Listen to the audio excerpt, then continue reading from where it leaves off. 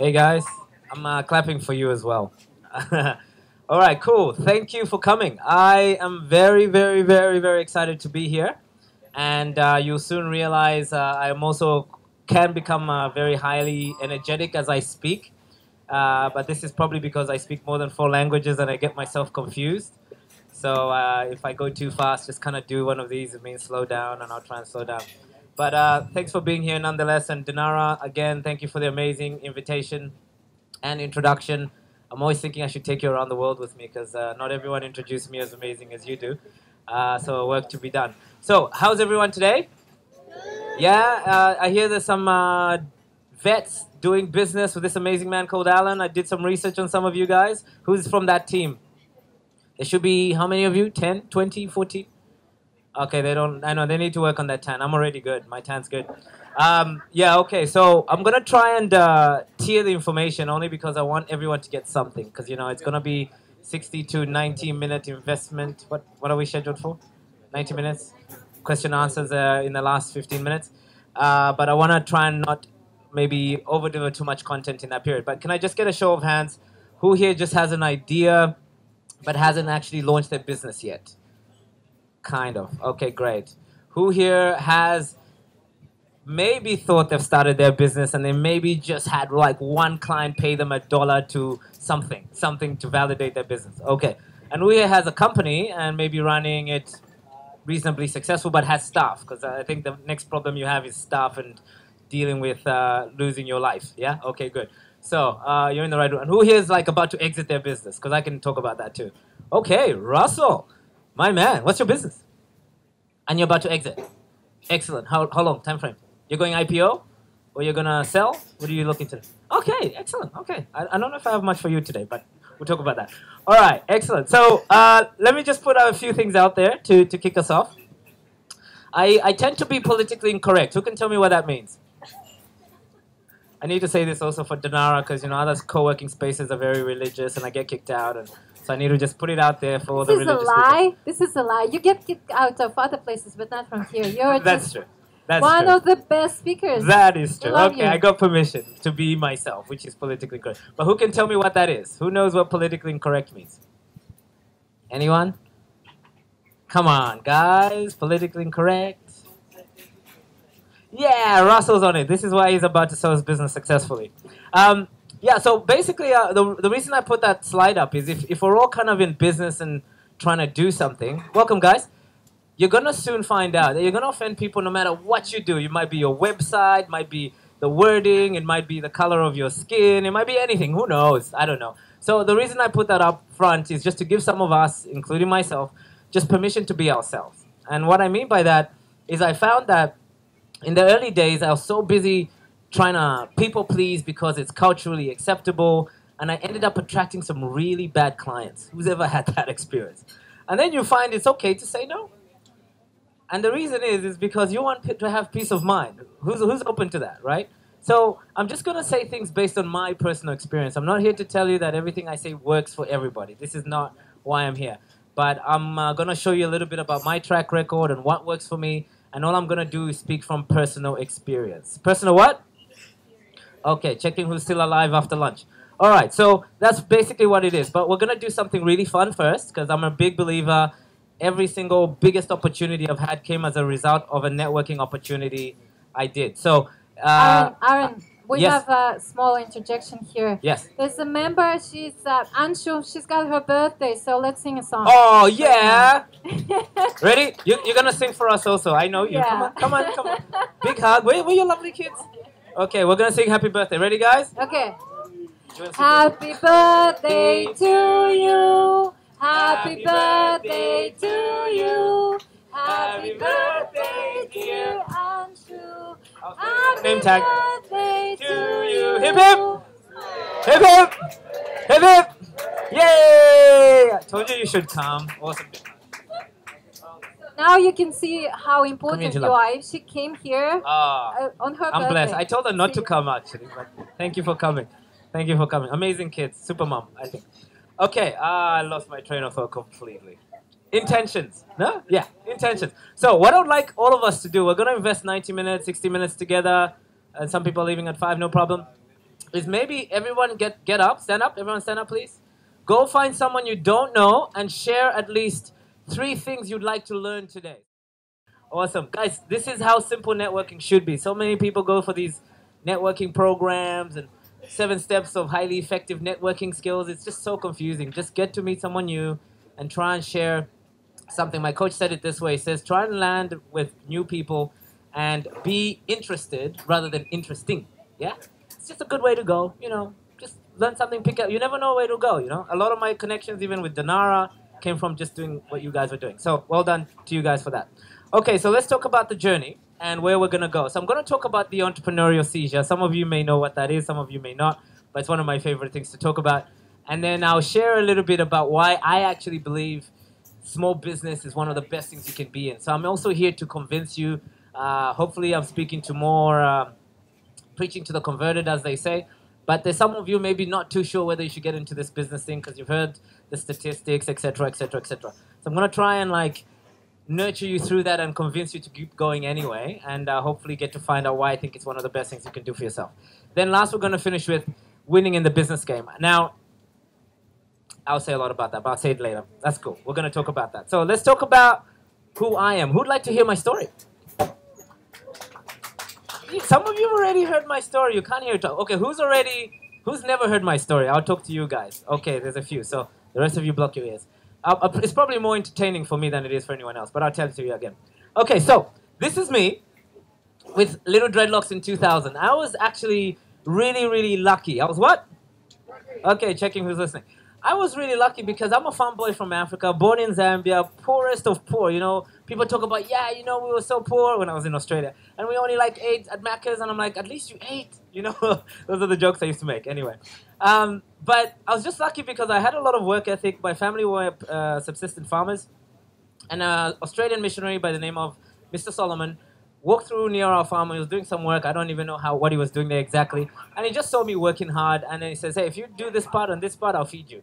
And I just went to work, didn't ask any questions. He goes, man, you really like to work. I'm like, yeah, I don't mind for food. It's pretty good. And he goes, okay, well, listen, you seem pretty ambitious. He came back a few more times. And then he said to my parents one day, he says, look, there's an opportunity where, we have this thing called a Christian scholarship.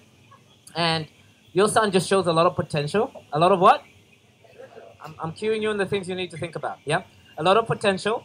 And I would like to sponsor him and maybe give him this Christian thing to get into Australia to learn English. And my mom says, I don't know what that is, but that sounds fun because he just can't wait to get out of the house. So they said yes to it, and off I went. Now, why I'm telling you that story is, to me, my parents were my first mentors, but Mr. Solomon was definitely one of my second mentors. And I don't know what it is about coaching that I love, but I think it's something along the lines of, when the student is ready, the teacher appears, or something to that effect. I was just so hungry to do something about the current situation I was in. I was in a situation where I was just very aware there was a lot of poverty, there was a lot of just things not going right in my country. And who knows what I'm talking about when you watch the news? But some people go and go, oh my God, that poor starving African kid. I went, I should do something about that, So Mr. Solomon obviously caught up in that frenzy, helped me, and then it took us about 4 years, and I ended up in Australia. Now, here's something really interesting. I'd already finished a high school certificate that was sponsored by him through a Christian organization. But when I got to Australia, they said, listen, these qualifications don't work here because they're not valid. So what do? I had to go back and do a foundation program. But what I was so grateful for is when I got to Australia, Concord West to be specific, went to his foundation to go and thank him, because one thing he made me say, or promise him, was that I'm going to do my best, make sure I'm successful, and then go back home and make a difference. This is what he made me promise. And for whatever reason, I believed him. I did it. Got to Australia to thank him, and guess what happened? He had passed away with brain cancer before I could. So I'm pretty screwed, because now I have to keep going in this journey called success, call it whatever you want. And it's really helped me in good stead channel through some really difficult times in business. But why I want to show you that photo is, even at that time, I had this massive smile. It hasn't changed for over 17 years. Here's what I'm trying to tell some of you guys getting into business. You really got to start thinking about who you really are. You really got to start thinking about what are the things that make you happy as an individual. What are the things you want to contribute to? Because I can tell you, sometimes that's all you got because your bank account isn't looking too good. Yeah? But that mission, those people that I connected with, the mentoring that I got into Australia, couldn't get a job, started dishwashing because that's the only skill I had. I just had work ethic. And here's something for some of us to think about. I'll give you a lot of quotes. I just quote, I don't know where it comes from, it comes. Mainly my coaches, of course.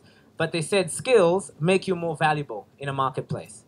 Now, I had a lot of farming skills, but in Australia, living in a city, Sydney, those skills weren't transferable. But the only thing that was work ethic. So what I did is I just applied myself. I got that job, was competing with another guy who loved surfing more than I did. I can't surf too much. So it was pretty easy. Within a couple of months, I was getting paid $7 an hour, cash in hand. Totally illegal. But I had to do it, okay? But I had this dream. I had this what? That one day I'm going to do something, become significant enough at it, get paid accordingly, and then one day go home and make a difference. That was just kind of swimming around. So I tried all sorts of things, guys. I cannot tell you. But here's something I want to impress upon you. One, I came from a landlocked country. I knew I wanted to live on an island somewhere, have an amazing house with mountain views, and just choose what to do when I want to do with who I want to do it with for as long as I want to do it. Yeah? And I'm here to tell you that I thought when I first made that goal in 2000, it would take me 3 years. I'm here to tell you it took me longer than that. Yeah? So I just want to share with some of you, it's really good to set goals, and I think I was talking to David about this, and I love what he said. Dreams are amazing to have, but you got to back them up with a lot of action. A lot of action. And my coach puts it this way. It usually takes longer than you know, but shorter than you think. Yeah? It's just the way it is. But where we're up to now is I figured out over time that $7 an hour wasn't going to cut it for my university program. I was going to study to be a lawyer because I thought constitutional law would change Africa. And I did that because Mr. Solomon told me. I didn't even know what that meant. I'm dyslexic, so imagine that was a good career choice. But anyway, later on I just dropped into things, started a lot of businesses. A lot of them failed. But these four ladies and gentlemen that you see up here just represent who I am today. Start Results, which is the coaching business that I'm here to talk about today, mainly is just because I just recognize that a small business is a really good platform for you to express yourself and also something that you can really start to do significant social change with if it is self-sufficient. I just really believe that, so I teach it, and this is how I got there. We have a university, which is an incubator program. I think we're talking with the girls about doing something around that. That's awesome. But after a while, I wanted to do more contribution businesses. So we also have a juice company here, Cold Press Organic Juice. I don't know, ladies in the room who do yoga, into weight loss, all that kind of stuff. But the reason I did the Anima Juice, guys, is I'm still a farm boy from Africa. I recognize if I don't have a good retail chain, I really can't help permaculture projects in Bali. I just can't do it sustainably. I can't even go and encourage farmers to do things more economically. I can't stop them building villas. I can't do any of those things because when I used to do it in terms of doing good, I used to find that I'd run out of money, I'd run out of a team, I'd run out of motivation, I'd run out of something. So who here wants to make some social change somewhere, somehow? Yeah, we all do, most of us. But the question is, rather than getting in and buying a brick or supporting a World Vision kid like I used to be, why not build a business that can do that ongoing for the rest of its life?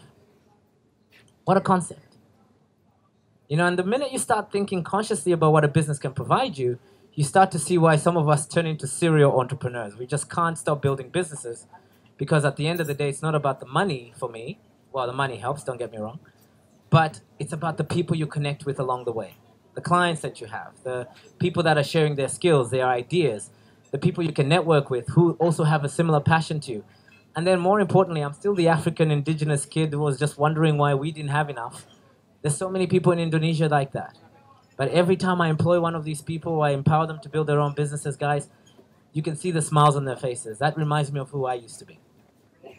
So I really want to inspire you guys to really start thinking about business differently because trust me, you need to have a desire. You need to have a what? Without it, doesn't matter what business strategies and future-proofing strategies I'll share with you today. You must have a desire of something greater than yourself because when it's only about you, trust me, you're going to quit. And I've done that so many times. So many times. So, where does that leave us? I started my first business at 12 selling cabbages because I'd starve if I didn't. That's kind of, for me, where the entrepreneurial game started. But I didn't even know I was an entrepreneur. And between that time and the coaching and the Tony Robbins workshops and the coaching I did with him, oh my goodness, 400 plus individuals I've worked with. It's been an amazing journey, but I can tell you I have failed with most of them. And I want to be very honest with you about that, because I think in the initial stages, I started doing one thing. I started thinking I was responsible for other people's success. The only person responsible for your success, guys, is the person sitting in your chair. It's called you're sitting on it. You have to get off your ass and do something about it. I told you I'm not politically correct, but that's how it is. So we're in 4 continents, guys. I can't even explain what that means to me. I mean, I just wanted to feed myself once upon a day. So what am I trying to tell you? Sometimes you're going to do things even beyond your own expectations. It's really, really important that you think about that. But lastly, and why some of you are here, is how do you actually create a business that can work?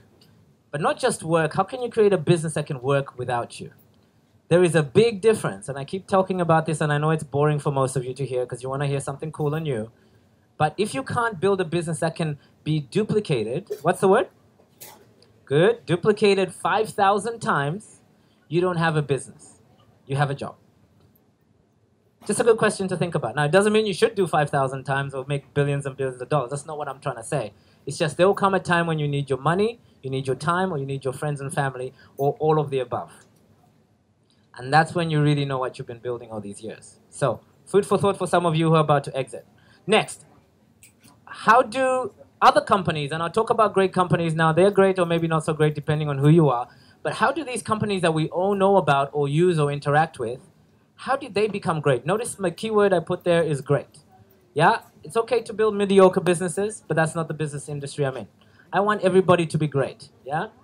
Because I really believe you are. So, how do these businesses actually become great? How do they become great companies from where you guys were sitting right now? Any suggestions? They tapped into something that people need. Don said that. Great. Anyone else? There's no wrong answer here, by the way. It's not class. Yeah, they definitely changed how we behave in the world, but how did they do that at the beginning? So picture them at the beginning where you guys are, and now they're great companies. There's something they were doing right that most people who don't exist at this level weren't doing. Great vision. Alan's got one of them that I put down. Excellent. Yes, David. Sorry? My favorite word. Yes, reliability. One more. Customer focus. Okay, she's a client too, so she's cheating. But yeah, exactly. So let's go through what I've done from my research and statistics and Harvard Business. All these guys have crunched together because I don't have the time. And these are a couple of points that they had. So what I would welcome you to do is challenge yourself about some of these things and think about what you would have said when you're starting your business, yeah? So number 1, recognize an opportunity in the market. If I have time, I may go into it more. Guys, write this down. There is a big difference between an idea and an opportunity. Huge difference. I went to Sydney to do a workshop once. I got in a taxi from the airport to where I usually like to stay. And my taxi driver gave me 10 business ideas the minute he heard I was a business coach. Hey, you know what? You should do this and coach your friends to do this and this and this and this. But those are just ideas. Opportunities are completely different. Completely different. Big difference. So think about it for yourself. What's the difference between an opportunity and an idea? I won't tell you right now because that's a whole workshop, but very worth your while to think about it. Next, as was it Alan who said this? They had a clear vision of where they were going. Most of us are so reactive. We get into business because we want to pay that bill, or the boss pisses us off, or la la la. There's nothing wrong with that. But where are you going to go and what's your business going to represent? With or without you? It's a very important question. And the stronger you are about that vision, trust me, do some research on the meaning of Google. It's actually a number. These guys knew how big they wanted to go before they even started, which is why they came up with a dumb name like Google at that time. But it actually means something, and believe it or not, they're very close to that number. It's just a ridiculous amount of billions and zillions. It's way over there, but it's pretty cool. When you dig around, you sort of find the truth in that. Anyway, next. They designed a way of doing business that became remarkable. Keyword there for me, guys, is remarkable. What does remarkable mean? I'll explain to you what remarkable means. Whether you're doing a good business or a bad business, trust me, people are gonna make a remark about you. True or false? Anyone who's been in business long enough. So imagine if you're doing something extraordinary. What's the word? This is why we're here, right? Nobody likes a boring business. And nobody likes to buy from one either. But some of us are so ordinary in the way we live and it spills over into our business. And guess what people do? Oh man, I like such and such person, but my goodness, I just couldn't get him to give me an order. It took a million years to, oh my goodness, I'm not going back there, even though the product was good. So, my question to you is, what are people remarking on you and your business about? Because trust me, they're making a remark. You might not have heard it yet, but it's definitely going to be positive or negative the minute you open your doors. It's just the way it is. Hey guys. So, next, developed a systematic process. And I think this is connected to my brother David. He's a consultant, so go figure he said that. Reliability, yes?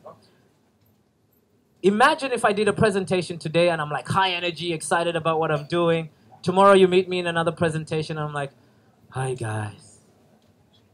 Today I'm going to talk about business and why boring it is and how boring it is. You'd be like, sell out, inconsistent.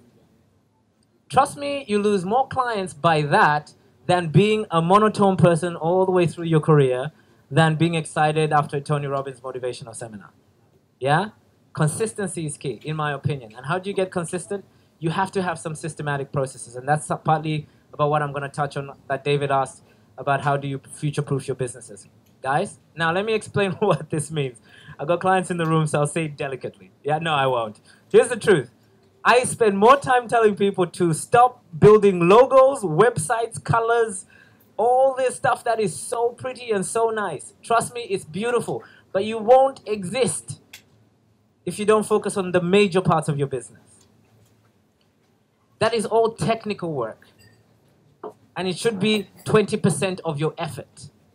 I didn't say zero. So yes, have a logo if you want one. I have one. But I went with a business without a logo for a long time, and I was still doing financially okay. Why? I was busy doing the other part called solving my clients' problems. Yeah? Now, this is completely against the creatives and people who have a design background. Hey, Adele. She's like, we're good friends, so we don't mind. We can talk about this. She'll probably hit me on the head later. But the point I'm trying to make is, it's one thing to have a logo, but it's another thing for people, particularly your ideal clients, to identify. To what? This is the missing piece to branding. People have to identify with you. Now I identify with Apple. It's a fruit. But now it's a computer. It means sex symbols. It means you're cool. It means you have more money than the PC guys. It means so many things. But it didn't, at the beginning, people made fun of that Apple brand. But they were very clear about the clients and how they wanted them to identify with them. That's what I'm trying to say. But how many times has Apple changed their brand? Most of you need to hear this. Never. Actually, they have. They have changed their brand. Testing. But they've changed their brand at least 10 times over their career. What does that say about the brand logo then? Sorry, wrong question. Brand was stayed the same, so you're right. The logo. The logo has changed. Just Google Apple logos. You see how many things come up. It's confusing. And Google their slogans that so many people spend 10 months on. It's changed so many times. In fact, I think they change it every month. There's nothing wrong with that. It's just they're very clear on what the brand identity is. And then they build the images around that. That's what I'm trying to share there. Okay, last but not least. I love this one. Developing a culture of keeping promises to your clients. So, those of us in the room that are trying to exit. 9 out of 10 businesses I coach, the reason they get less value or less price for the business that they've built is because so much of the business is them. Who's found that problem? My last exit wasn't too exciting. So, the point is, there wasn't enough of an independent culture of the founder. This is a very important key. And so, I don't know about you guys, but I was coaching a client who's in the dentistry industry. Dentistry industry, is that right? I don't know. English is my fourth language. Anyway, you know what I'm trying to say. And he basically sold his business profitably, but he had to work in another 5 to 6 year contract, still nurturing his existing clients because that was the asset. He was the asset. So they didn't buy the business, they bought him. You understand what I'm saying? So, not saying it's bad or good, it's just, my point again, is when you have a clear vision of what business you're trying to build, if you're trying to sell it, you're just going to start approaching your internal systems differently. And you're going to start treating your staff very differently. Called lose the control freak in you. All of us have it, business owners. Yeah? The business has to work better without you. So, food for thought. Now, let's talk about where most of us are and how I meet most people. And there's nothing wrong with this. I've been here many times and sometimes I still drop in. So, what is it that most upstarts do? I don't know if you've heard the statistic. 9 out of 10 upstarts fail in the first year. and then another 9 out of 10 fail in the next 5. It's just a ridiculous, what's it called? Ridiculous statistic. Thank you. So, number one reason, we're just going back to front. Most people, when I meet them, don't actually have a clear vision of where they're going. So what happens?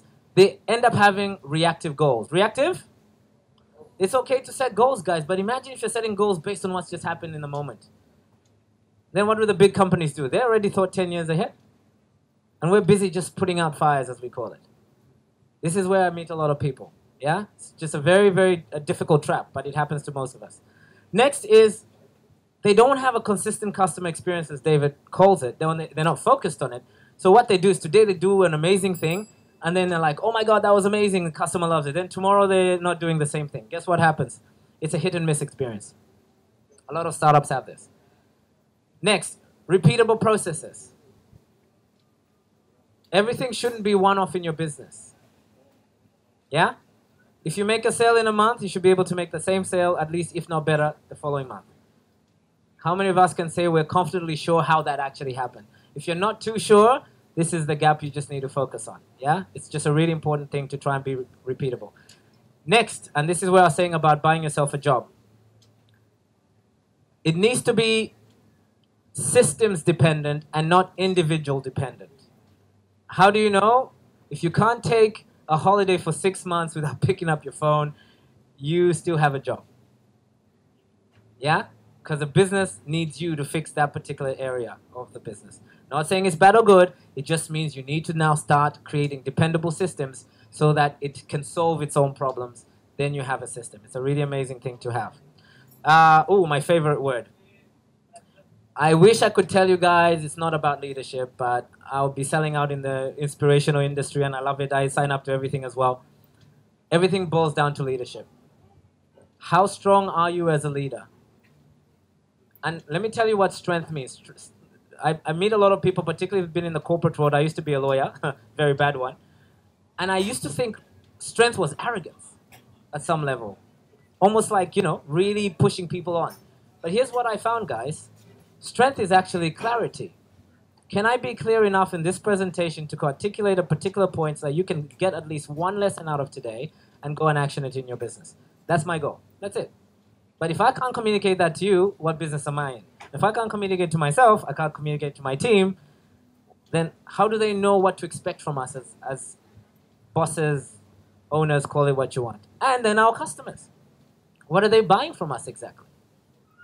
Are they buying jewelry? Or are they buying an experience? I don't know. Think about it. Yeah? Then, total control. Now, I did say don't be control freak, but at the same time, I think you should. What do I mean? What do I mean by control? You shouldn't let the business run you. You should be always running the business. So if you need to go away and look after your sick mom, dog, cat, I don't care. You should be able to do that at any point in your business, regardless of whether it's peak season or off-peak season. That's what I'm trying to say. If you can't, the business controls you. So if you, my content is all free. Take a photo of this, and I really recommend, at least if you don't get anything out of today, try and see what most people are doing. And in my opinion, most of these things on this list is why 9 out of 10 businesses fail in the first year. Really, it's got nothing to do with financials. I need you guys to really reflect on that. Yeah, so take a photo, share it with your friends, or do whatever with it. Argue with me later if you like. So let's talk about why I like small business. This is where it gets really interesting. I mean, it looks like a bad photo, but it's true. Like I said to you about my story, I used to just think the world was shit. I'm swearing. Is that okay? Too late. Already swearing. I used to just think the world was shit. I would look on the news. There's bombings. There's terrorist attacks. There's people abusing kids. There's poverty. There's this. There's that. There's that. It's just never-ending stream. I just turned off the TV and stopped watching it altogether. I still don't have a TV. But here's something I didn't realize, and my coach told me this, and it really changed the way I thought. He says, Aaron, do you actually understand that all business is... Hi, sorry, I didn't get your name. You are? Phil. Hi, Phil. Thank you for paying attention. I was watching him from the back, from the front. So all business is, Phil, is an opportunity for you to solve world problems. That's all it is. So the minute I heard that, I turned on the TV again. I started looking for the problems I wanted to solve. And that really changed my mindset. Now, that's a little bit extreme for me, but I was looking for something. But the question is, most of us feel really disenfranchised with the world and really depressed and stressed out because we think we're out of control. It's just a lot of chaos, yeah? Who knows what I'm talking about? You just stressed out about this, stressed out about that. Nobody, I don't know if you've been to a city lately. I try and avoid it as best as I can, but I try and make a point to fly in on a Monday, and I watch people in the traffic. Everyone's like this, you know, really not fun. So there's something really broken going on. But I really hope that motivates you to get an entrepreneurial seizure. So what's a seizure? Most of us at some point have a boss that doesn't appreciate us, we're underpaid, overworked, etc., etc., etc., and just go, to hell with this. I can do this better than my boss. I'm smarter than him. Who's had that little experience? Okay, good. So I was going through this table going, I can do better than this. So I said, no, he's just always sitting back, pushing me around, doing what to do. So I said, I'm going to get into my own business. And guess what happened 2 years later? This is one of my clients, but it really sums up where I was experiencing. 2 years later, you're overwhelmed, you're tired, you're stressed out, can't pay the tax bills, it's just all over, it's just mayhem, yeah? You're like, what the hell was I thinking? And then you go, there's a little bit more to the business thing than I thought, right? So this is really, really funny, but we laugh about it. You didn't mind me sharing. But here's something I want to, hopefully by the end of today, with as much energy as I can, is start inspiring guys to look at your values. What do I mean by values, Patrick? What do you think I mean by values? Because this doesn't come across much in the MBA space. Why am I talking values when it's all about the bank balance? Why are values important? Sylvia? Anyone? Doesn't matter. I'm just picking on Patrick because I like the way he's looking at me. It's driving your behavior. Yes, Alan? Guiding principles. I'll put it another way for the logical people. Have you ever had a shit client? And you knew deep down inside, wherever you want to call it scientifically, you shouldn't have got the money from that person. They created hell in your business. Who knows what I'm talking about? That is values. And how much did it cost you? Have you ever really truly calculated the cost? It's not how much refund you had to give them. Imagine how much stress you had. How much is that worth to you? Imagine your well-being. Imagine you complaining to your partner, your business partner, complaining to your next client about that old client, and the cost that it is huge. Values are important. Number 2, passion. Guys, I'm a very passionate person about what I do, but I can tell you, passion doesn't mean jumping on fire. It means just really caring about what you're doing and doing it no matter what, because you know it's the right thing to do. Yeah? Number 3 is purpose. This is so, so important, guys. It took me 4 businesses to actually ask myself why the hell I even got into business in the first place. Because I would work for 6 years, 4 years, sell a business, look at the money and go, I had a divorce over this. You understand? Now, I'm not saying you guys are going through that.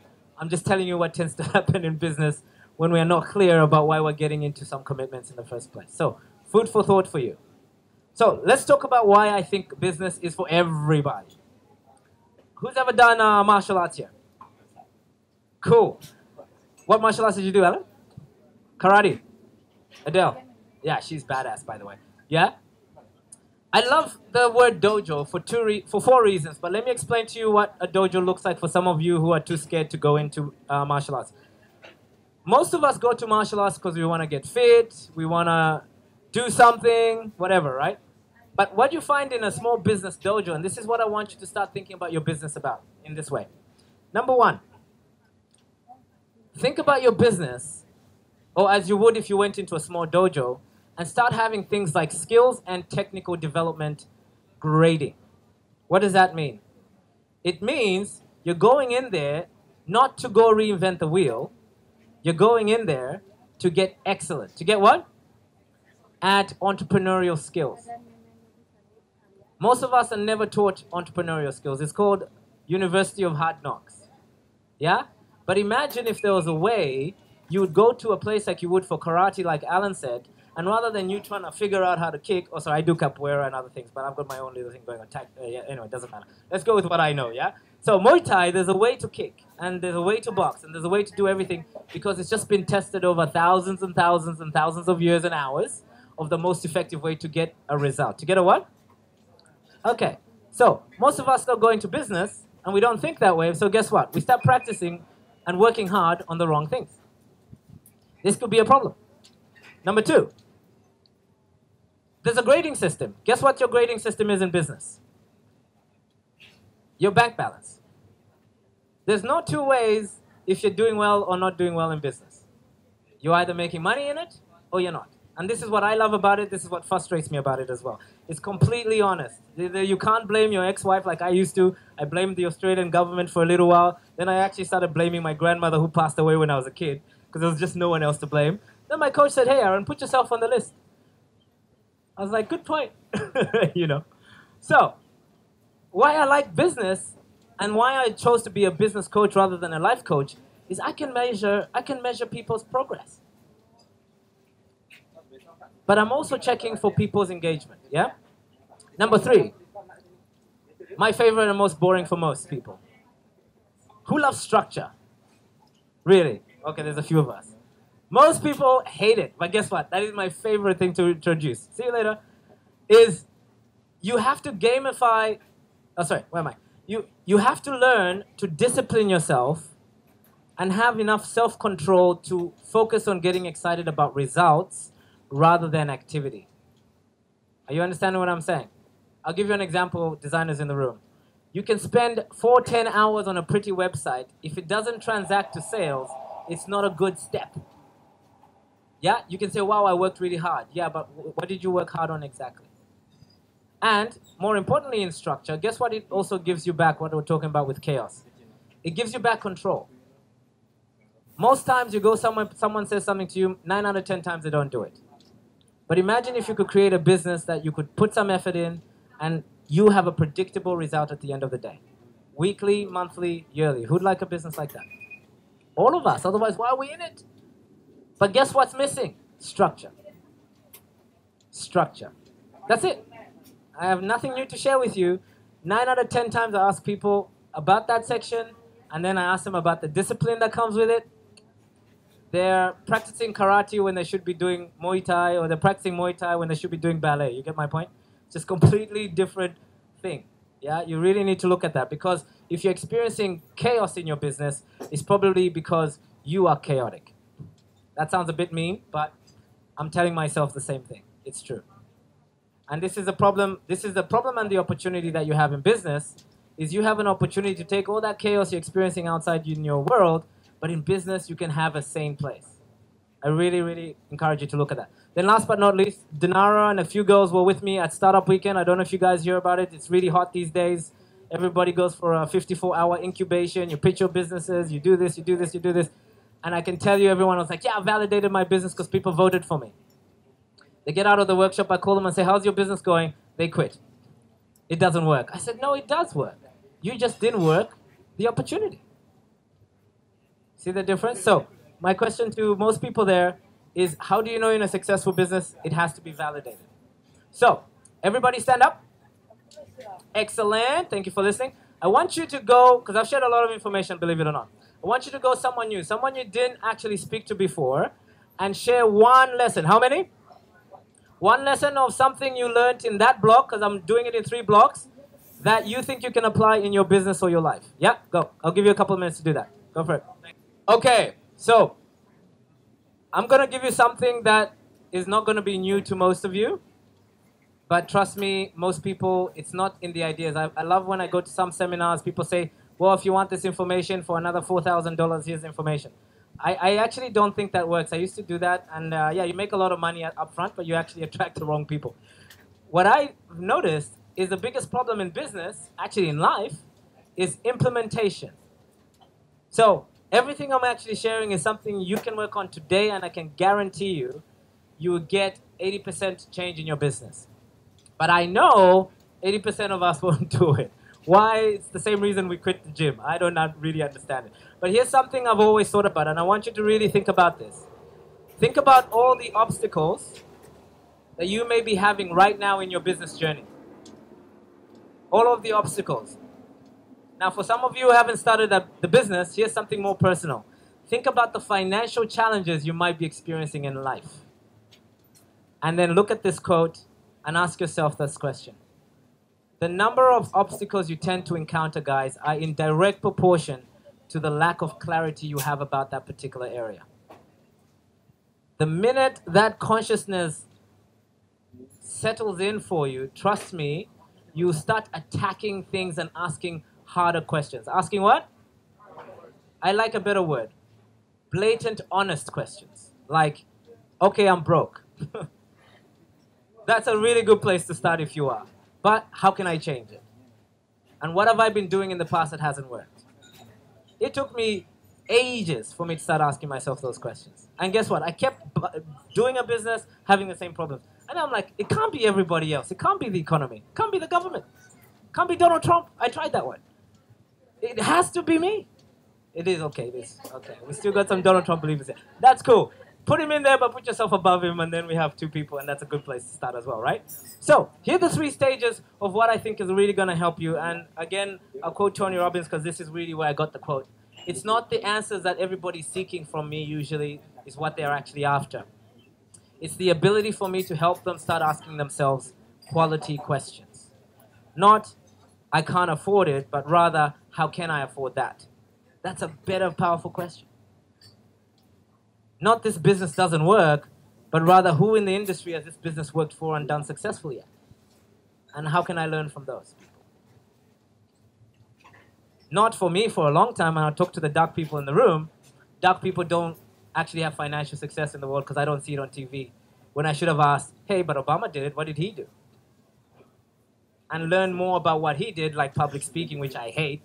Well, I hated, now it's like natural for me. Because I knew I had to get a message out there. But for years, I was hiding behind the excuse. So, what is it for you that you're not clear on that is actually stopping you from success is where 80% of your success lies, guys. It's not in new strategies. But really take it to heart because what Tony Robbins later on told me, I used to tell him I'm from Africa, I didn't have rich family, I'm not educated in business, I don't have an MBA, which is why I can't be a coach. He says, Aaron, you just need to ask your clients quality questions. It's not your responsibility to give them the answers. They need to find that for themselves if you're in the empowerment business. That changed my whole coaching program. Completely. Back to front.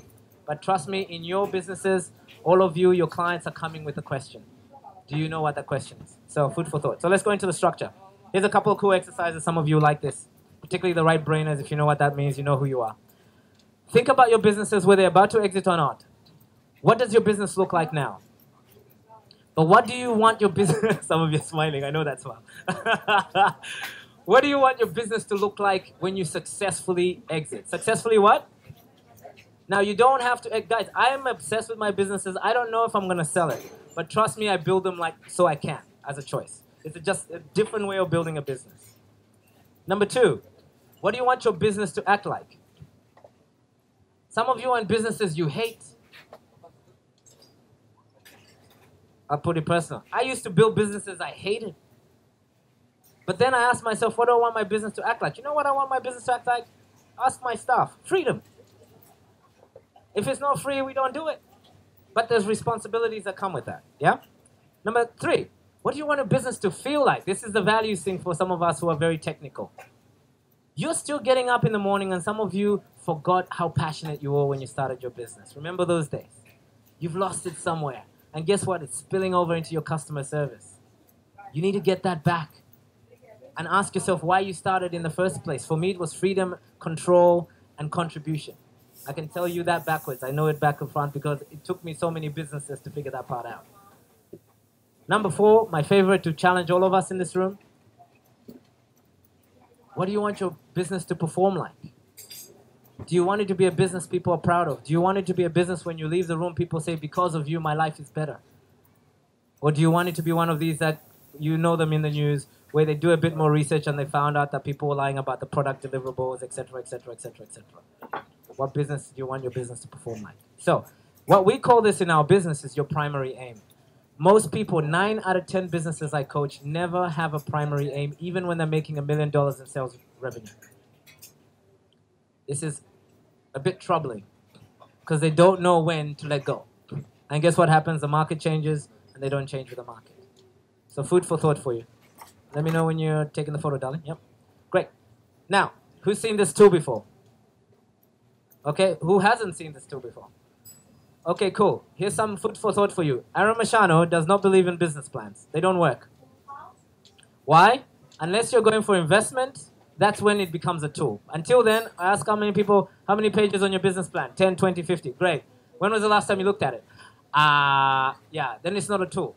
It needs to be a tool. Now, I'm not saying it's good or bad. What I'm just suggesting for some of us is this tool online is free. Google it, check it out. The founder is called Alex Osterwalder, but he summarizes 9 areas of your business you must have clarity in.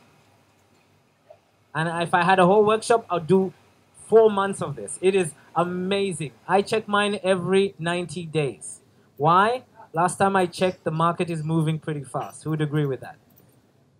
You need a tool that can be responsive to you in real time.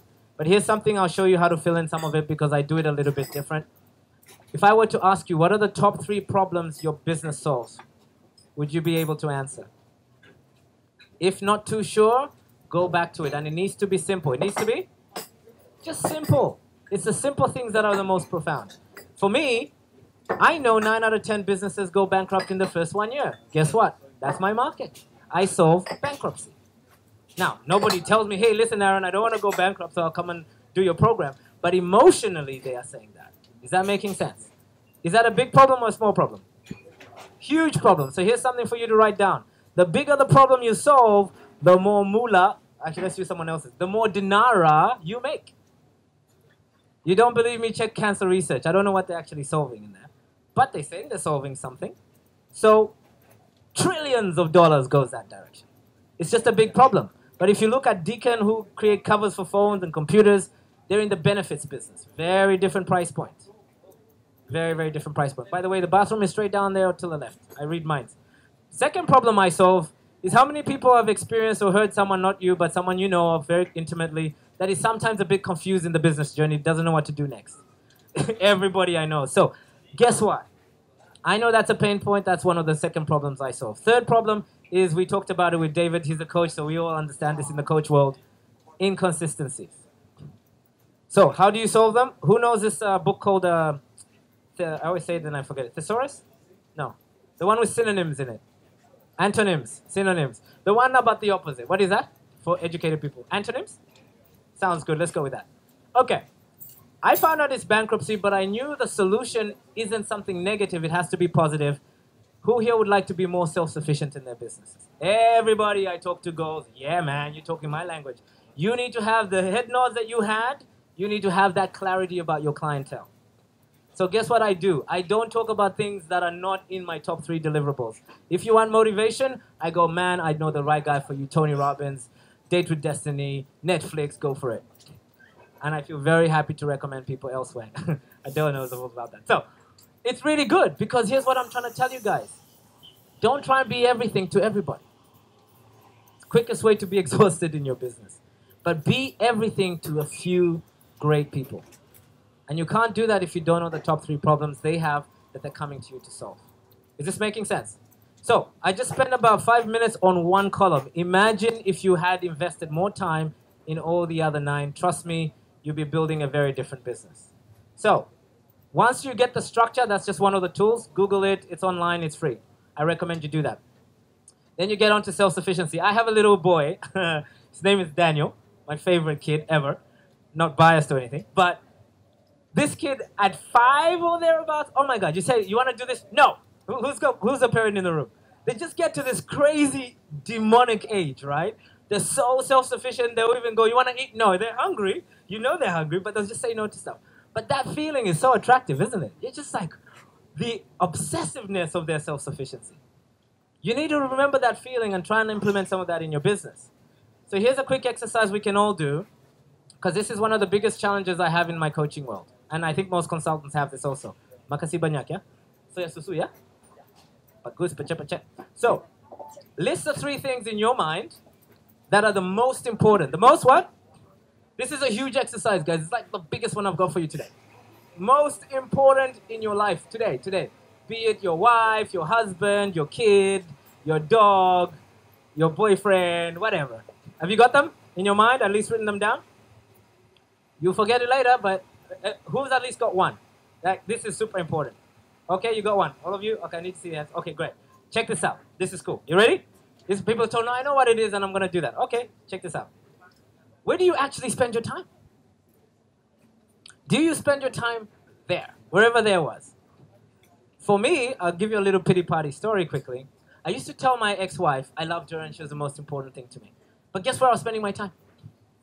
In my business. So, I had to have a little bit of a checkup from the neck up, as one of my coaches calls it, and start communicating authentically. Communicating what? This is one of the biggest frustrations in business, guys. We are saying one thing and we're doing something else. We tell our clients it's $4,000 and we're delivering a $2,000 deliverable. We're doing this and we're doing that. Find out where you're spending your time, and if you're coaching with me, we go through what we call a time tracker, and we look at all the parts you're spending your time in your business. Guess where most people are spending it these days? Facebook and Instagram.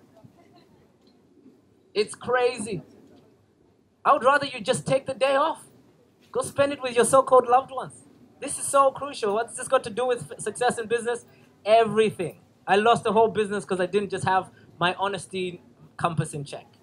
So, food for thought for some of you if you're off that, where you're spending your time. Because wherever you're spending your time is where it's important to you. Yeah? Was that helpful? Huge. Next, my favorite, habit. I have a lot of favorites, you can tell. But that's why they're here. Next is observe your habits. Yeah? I have a tool. May I? Denaro will hand out. I don't know how many we are, but we've copied as many. If you don't have a copy, take a photo. Don't worry, send me an email. You get it. But if you send me an email, you'll be in my tribe. So be careful who you send the emails to. But anyway, check it out. So I created this tool. It changed my life. I got it from inspired by someone else, and I kept working on it, and I evolved it into this. Now, there are 13 quadrants. How many? Someone smart last time said to me, hey, Aaron, but there's only 3. Actually, that was another questionnaire. I do this all the time. It's just I found if you can't fill in 3, you're not going to fill in 13. Trust me. 13 or 11. One of the two. It's all right. But here's where I'm trying to go, and these are the most important things most of you came here today for.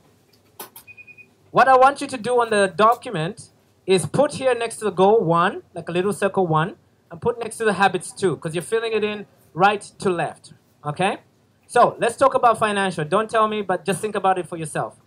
Set yourself a goal of what you thought or want to make in your business per month in USD. That's a good currency to get paid in these days, and euros, by the way. I stopped getting paid in Australia a long time ago. It's really exciting to get dollars, much more. Anyway, point is, think about it per month. Why a month? Most people can't think about a year. We all set goals that don't achieve them. Think about a month is real. But in this month, put the figure in there and try and say you'd like to make that in the next 6 months, for example, time frame, right? And then, on the habit side, ask yourself the magic question. What habits are you prepared to change to attract? What's the word? I didn't say work for, attract. Success is an attraction game. Trust me on that. You don't go become a millionaire. You get millionaire habits, like being on time, being honest, saying no to the wrong things, saying yes to the right ones, doing business as we call it, and then you start to attract bigger opportunities. Trust me, I've done it the other way, it didn't work. Next, I realized later on, I made a couple of $1 million, lost my businesses, lost my marriage, and I figured out my health was in the toilet. And I don't know if you know the guy from Australia, Kerry Packer, billionaire man. He would have given away, he said something to this effect, he would have given away all his money to get his health back. What's the point? And yes, we're in Bali, so I'll talk about health. You need to get yourself congruent with your financial habits and your health habits, guys. You only have your home, which is called your body, to live, last time I checked. So, use your energies wisely and honor your body, because without this, you have no energy to build your business. I learned that the hard way. Last is personal development for some of you. Most of us have never had a coach before. I'm not saying you should get one. Of course, I'm in the industry. But here's something I want you to ponder. Warren Buffett has a coach. Donald Trump has a coach. He's your favorite guy. Oprah has a coach. All the top Olympic athletes have coaches. Why do they have coaches? Most of the coaches are fat and short like me. Right? Don't laugh too hard. Yeah? It's because the coaches don't have to be as great at you at that particular technical skill, but they need to do one thing. Write this quote down. It will change your life. You can't see your picture when you're in the frame. You just can't. So get yourself a coach. I strongly recommend the 2017 goal. Get someone that can kick you in the ass, and it's called accountability partnership. If you can't pay for it, because I tried it with my partner, it doesn't work because her job is to nurture my wounds and say everything is okay. She lies to me half the time, obviously. Okay, don't tell I said that, but it's on live, so I'm screwed anyway. Right? But set yourself a personal development goal. And here's another one. How many books in your industry did you read about what's going on currently? Not what went on 10 years ago in your industry. Dentists in the room, practitioners in the room. Things are moving fast. But you need to read, apparently, 10 years ahead to stay on track. Apparently. I don't know. I'm still testing it out. So, again, if you set yourself, say, you want to coach or you want to do training or you want to do whatever, ask yourself the bigger question, what are the habits you're prepared to change? Because someone really smart said this. Maybe you think I'm not that smart. Hey, guys. But I really think this guy is pretty smart. Who'd agree Aristotle's pretty famous and is pretty smart? He knows what he's talking about. He said, we are what we repeatedly do. Excellence, therefore, is not an act, but a habit. So my bigger question to you guys is, what bad habits do you have in your business that is costing you money? That is another way to put it. It is costing you every single day.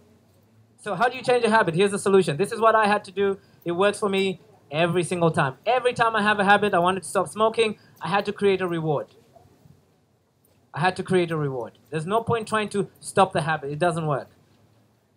Every time I wanted to make money, more money, or double my business, I had to lose something.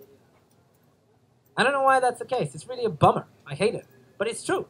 So think about you. If you want to double something, you got to let go of something of equal value. And some of us, it's just a negative, skeptical mind. Others of us, we think we're too old, too young, too white, too black, too this, too that, or my mother told me and I'm comparing myself to the Joneses next down the road. This is the stuff that stops us. It's never the complicated strategies. So once you find a reward that is actually compelling for you, trust me, you have to now look at your habits. Is this helpful? So, what does that mean for us if you're in business? Guys, you're crazy if you're not attending enough more networking events like this. You're just crazy. Your grandmother and your partner and your dog is not enough of a client base to become successful financially. I tried that. It doesn't work. I had to get out of my network. Yeah, so goal number one, maybe after this workshop for some of you, is upgrade your network. I didn't say downgrade, upgrade. I hang out with people double, triple more successful than me, and trust me, they tell me I'm too slow. Some of you think I'm too fast. They tell me I don't have enough energy. They tell me everything I need to hear to double something. It's a fascinating experience. Okay, we're almost near there. So, here's the 3 things that you need to be aware of once now you believe me about self-sufficiency.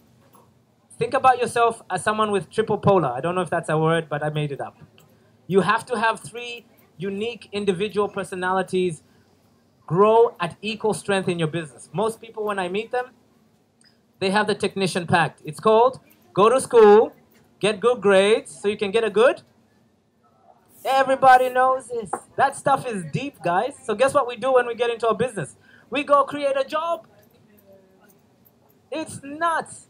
Because we think, because we know the technical part, like I used to love, I don't know what I used to love, whatever, let's just call it I'm a mechanic. So I've fixed mechanics for my boss. I think I'm better than him, so I'll go open a mechanic shop. This is a fatal misconception, because just because you understand the technical work of the business doesn't mean you understand the business that does that technical work. This is fatal mistake number 1. Number 2, most of us have never had to manage other people, let alone ourselves. Now here's my question to you. If you don't have clear systems in your business, what are you managing exactly? That's the same look I had when my coach asked me that question. Yeah, think about it. Number 3, my favorite. The entrepreneur has to lead. Actually, let me make it stronger. The entrepreneur must. What's the word? They must lead. Why? It's called innovation. Now, let me just slap some people around because I just love to do this. I'm politically incorrect. People go to these events called innovative ideas. I don't even understand what that means. I think you can have an idea, but innovation is execution of that idea. Without execution, there's nothing. If you don't believe me, talk to taxi drivers who give you share prices. They're talking to you about things they need to do, but they're not doing it. And I fell in this trap myself, thinking I'm an entrepreneur because I'm coming up with all these great ideas for my business, like a logo and a website, I'm hitting home, but there's actually a great business if it's your business. I talked to Adele. She does amazing websites, yeah? That's a different thing because that's not the she's produced. Anyway, you get my point. Point I'm trying to make about the visionary, though, Some of us don't have enough time for systems. We don't want to do the financing. We don't want to do this part is too, I'm above that. You need to know all the parts of your business. Because how else are you going to delegate them? So where do you stand on that? Okay, last section, scalability. Everybody talks to me at Startup Week and say, Aaron, I want to be like the next Uber. I'm like, really? You want to get pushed out of your own business? I can say that now, but I was waiting for that example. No, it's not, it's not a bad or good thing. It's just my point is everyone is trying to, these days, scale a business that has no systems. It's not been tested, yeah? Nothing wrong with that, but the danger is if you haven't grown at the capacity of your business, you get exercise out of it. And there's too many examples we're seeing on Startup Weekend about that. So, look at yourself as an individual and ask yourself the questions I asked you earlier. What are your values? What's your purpose? And what are you actually about? That's a very deep question. And in Bali, I can say it. In Australia, I never bring it up. But what are you actually about? You're waking up every morning, 7 o'clock, putting in the hours. Are you self-sufficient as an individual so that you can actually contribute to your team around you? Or are you emotionally not quite there and you're playing emotional sabotage with your team? And it just goes on and on and on and on. So think about that for yourself. I believe, my theory, start with yourself, build your strong business solid, and then scale it out. It just makes sense that way. So how do you do that? My favorite, work on the business, not in the business. Let me tell you what on the business is. Are you ready? Who wants to know? One word. One word, one sentence. Yeah? Who wants to know? Okay, I'll tell two of you. Who else wants to know? Okay, cool. Hey, come on, we're participating. So, here's something most people think. A website creates business. Unless it's your business, that's not creating you, generating you income. It's being in front of the prospect. This right now for me is the most important thing I can do in my business. There is no other reality. Everything else is 20%. Ask my team wherever they are. Axel was there. What time did we sleep last night? Not much. One. Now we're dysfunctional, yeah? But we were talking about technical stuff. Always talking technical. Always technical. The only time it's not technical is when we're maybe training someone to do the tactical stuff. So my question to you is, what's the percentage? Are you 80-20 or 20-80? If you are 80-20, you're still in the technician role and you need to build your entrepreneurial and manager role. If you want to exit your businesses, the guys in the room that want to do that, the investors are asking all about this. True or false? The buyer. They want to know, are they buying a job or are they buying a business? Does it work when you're not there? That's a very big question to answer. So, take a photo of how do you create that. The 7 systems I look at when I coach people in the scalability component. It should, in theory, I'm laughing because this just happened recently. It should, in theory, take me 90 days to teach you all of it. Guess how long it usually takes? 3 years? What is going in the way? Oh, you don't understand me. I'm too old, too young. I can't do that. I don't want to build a McDonald's franchise. I'm really passionate about my job. I love my people, and I want to be there 24 hours, 7 days a week, and get divorced. I fight about those things. But it should take me 90 days. We can systemize your whole business around these areas. But I'm always helping people with their self-limiting beliefs. This is the hardest job I have. So I'll tell you a quick story. I used to be a farmer, and I heard this story, but it's true, and I tried it once, it works. But my friend told me this story. He was farming pumpkins, and he was walking through the fields, and basically he saw pumpkins growing, and then he picked up a little empty bottle. A little empty what? And this bottle, he put in this little pumpkin thing, whatever you call that thing that's blossoming. And then at harvest time, he came back and he saw 3 healthy pumpkins and 1 shriveled up, bottled pumpkin. He took the little one, broke it, and guess what? The whole pumpkin was the shape of the bottle. What's the bottle for most of us? Limiting beliefs. We don't believe we deserve $1 million a year. We don't believe we deserve a happy lifestyle. We don't believe we deserve to be happy. We don't believe we can build a sufficient business. It's okay for you, crazy African guy, but it won't work for me. You don't know my story. Here's my point, guys. I had that same story, but it's just a story. You need to know that. You can change your mind about everything. So here are 4 steps of how you can change the game. Number 1, no one wants to hear it these days, but it's the truth. Thank you very much for listening this far. These are the 4 things I think you need to do. Number 1, stop making more sacrifices. And that's the exact word. Because whatever you're not prepared to sacrifice is what's stopping you getting to the next level in business. There's no way around that. Here's another way my coach put it. It really was a jaw-breaking quote. Are you ready for it? He said it this way: the enemy of a great life is a good one. Some of us are so comfortable. We can get a pension, we have some investments maybe, or we're just at that age, we don't have to try too hard, and it's all good. But it's like kissing your grandmother versus kissing your girlfriend. You know what I mean?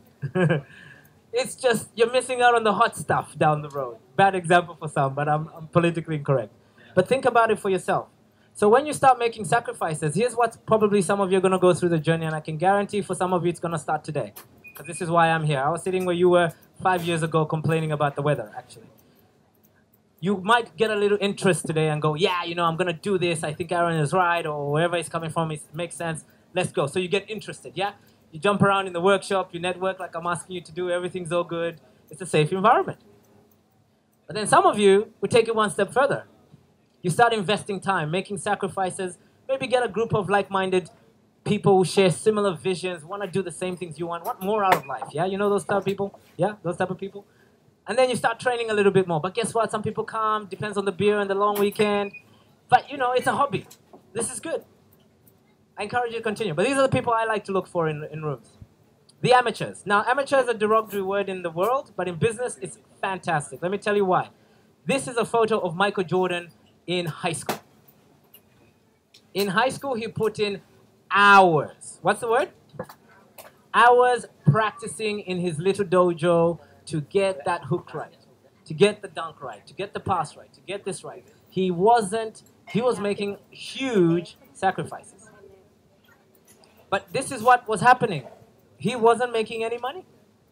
And some of you today, I'm here to tell you, this is where you need to start off. And if you're already making money, this is probably a problem.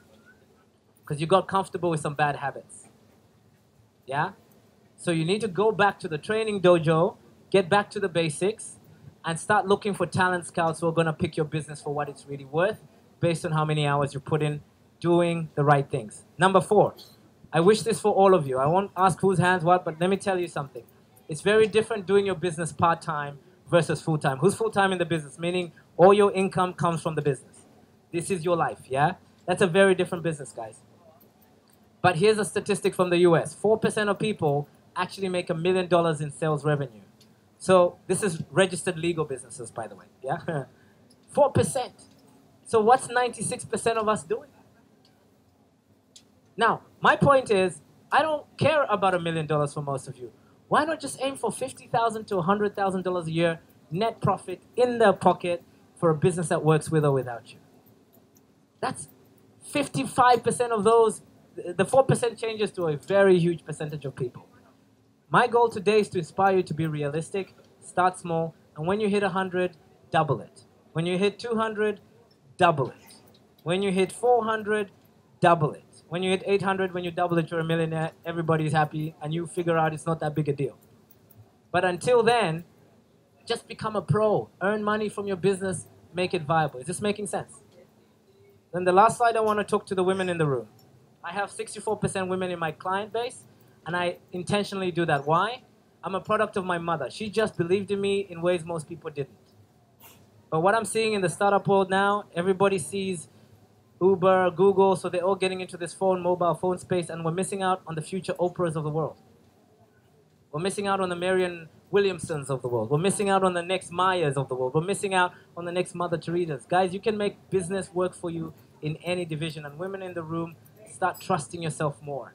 You are here to make a difference, and people like me are a product of that. Not my father. He bought a Mercedes-Benz with the money I sent him. Love him, but that's just what guys do. Yeah. Women, it goes everywhere.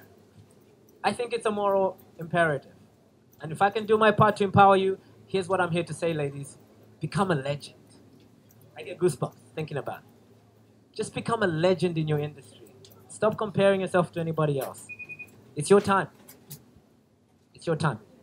So, invest your hours. This is a great book. If you've never read it, please read it. It doesn't sell these days because people just want to download skills, I told you. You got to earn your stripes. 10,000 hours. Why? Michael Jordan, 10,000 hours before he was a legend. Mozart, 10,000 hours before he was a legend. Michael Jackson, Oprah, Shall I go on? Every single person we all think is amazing invested 10,000 hours. So if you've just started your business, how many hours have you invested? Real investment. Okay, 3 minutes to go. Don't confuse activity from production. I have a business called Start Results for a reason. I was so busy being busy and nothing actually happened. Now we monitor, my staff know, my team know this. We have what we call results report. If it's not results, I don't care. You do the result, take a day off. I really don't care. Because we monitor our business on results. Try and incorporate that into your philosophy. It will make a huge difference. This one was hard for me, guys. I love blaming Donald Trump for all my problems. But my coach says if you blame Donald Trump, he should be the one fixing your problems for you. You're giving your power away. Why not just blame yourself, take the power, and have the power to change it? It's just simpler that way. Not saying there's anything wrong. I'm not a politician. It's just most successful people I meet. Oprah lost her luggage once and she was saying, oh, it's my responsibility. I'm like, how? She lost her luggage in an airline. She's still taking responsibility for that. That's big business. Yeah? Fourth and last, don't get too sidetracked comparing your idea with other ideas. They're just ideas. The most successful people I'm meeting these days, guys, and the GFC is coming, Aaron prediction, I don't know when, it's coming. The people that are going to outlive that are the people that have just got this fearlessness to make sure they're successful. What does that mean? Drive your business. Take photos. Yeah, you send them the images, yeah? I can send you the slides maybe if we can figure that out. So, how do you do that? Join a tribe. I don't care which tribe. Just go join a tribe that resonates with you, with the values as Patrick loves me to talk about, yeah? Or your purpose. Or if you're at a level in your business, hang out with people in that level because trust me, they think different. Yeah, I'll ask Patrick a quick question. Now that you're thinking of exiting your business, is it the same problems you're having as you were when you started your business, for example? Different, right? He worries about different things. Now imagine if he goes to worry about someone who doesn't know they can exit the business. They're going to talk him out of it. Yeah? It's a very, very different concept. So why I want you guys to join a tribe is because, guys, self-sufficiency is really key for me. And when I talk about future-proofing your business, I want to leave you with this image because I'm still that poor kid from Africa I started talking about 90 minutes ago. If you're a person that wants to contribute in the world, trust me, when you make money, you're going to do more of it. If you're a selfish person and you're probably not contributing now, you're not going to do more when you make millions. Trust me, it doesn't work like that. My coach put it this way, and I think it's true. Money just makes you more of who you already are. Nothing more, nothing less. So, think about what you're currently doing with your $100. When I had 100, I would send 70 home to my parents because if I don't, they starve. So naturally, I just need to keep going because I can help more people. Don't put a little halo on my head. It's just my style. I'm a social entrepreneur versus a capital entrepreneur. It's just a different style. But guess what? I did a whole webinar. There's 12 different styles. And I think here we have a profile thing. Try and do their profile. Figure out what style you are and build your business accordingly. It's so important because you don't have to be like everybody else. But for me, I want to help the plastic problem. There's too much plastic in here. But I'm not going to do it by offering handouts. We're building businesses around it. Yeah? So, last but not least, at exactly 5:30, I want you guys to think about something very deeply. We've been here spending 90 minutes. I've invested as much as I can. I've done my best to inspire you, at least challenge some of you who are too comfortable. You know who you are in the room. That's my job. But I want to ask you this question. We're all going to live from whatever your birth date was to X. The date it all ends. Physically, at least. If you're spiritual, it never ends, but you get my point. Yeah? What are the 3 words you want people to remember you by? Because whatever those 3 words are, trust me, you are doing them in your business. I didn't say you're talking about them like a mission statement, we're authentic. That's bullshit. I really am allergic to that shit. Yeah? But are you really living? Like, if you see me stand here and I go, guys, I'm here to make a difference here. I really care about each and every one of you because I know if you build a successful business, I'm dragging this guy everywhere in Bali now, he knows it. We can change the world. Literally. Literally. This is what a business can do. And if you can't change the world by helping last starving Africans, trust me, you're doing it with your staff every day.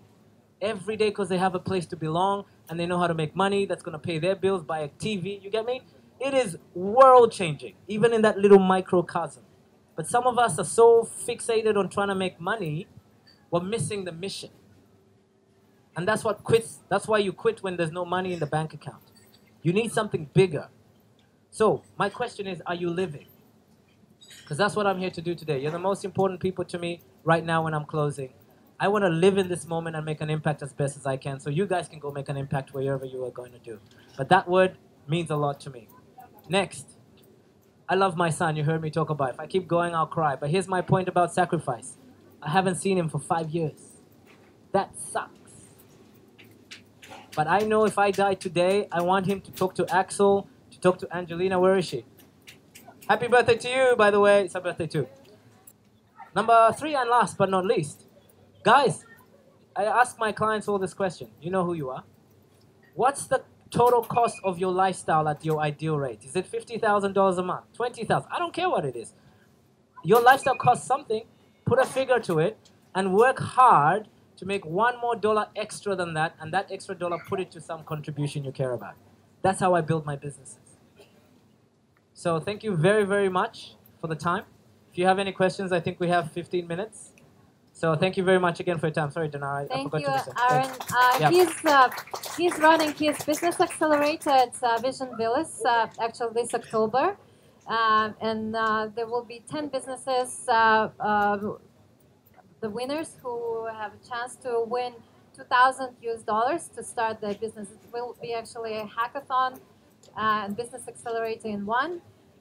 Yes, so 75 people and 20 people will actually have time with you, and like full on, and to develop their business and start producing results. It's awesome.